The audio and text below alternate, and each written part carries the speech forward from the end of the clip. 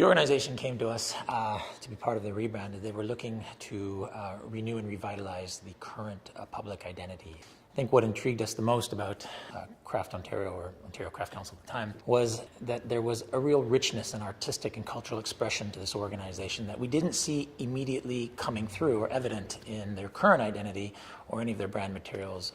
We began to hit wall after wall to saying that, oh, we think a Craft Ontario identity should look like this and only be this. We began to find that those types of definitions, those types of understandings were completely inadequate, because it would be like saying to a craft maker, you know, I expect you only to produce glazed red ceramic for the rest of your life. We understand that our craft and its artistic nature is something that will continually evolve. Where we landed was we needed to have an identity that was the complete opposite of anything that is fixed or stationary. It had to be alive and organic. So we constructed a dynamic identity where parts of it were fixed, its form, its letter forms, so that it still could be recognizable in a brand sense, that people could see that it's Craft Ontario and see its recognizable form, but we had to make a component of it variable and dynamic. This is why we call it a dynamic identity. So as you look at the new Craft Ontario logo, what you're seeing is an O and a C that are overlaid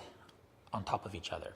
They become a transparent window behind which you can see a wide range of materials. The materials are representative of the maker's materials in their core state. And that might be wood, metal, ceramics, types of mixed media, textiles.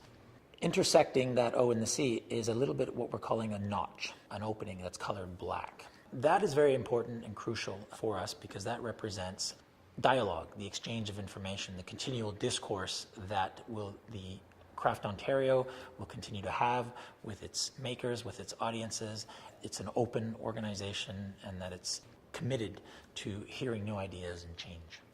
As you encounter the brand out in the world, you'll begin to see this dynamic identity in a very unified way. It will appear consistent, but you'll begin to see how this dynamic, flexible identity will change and adapt, but at the same time will create a very common experience and a common recognition, and will remind people of what the organization is and what it stands for.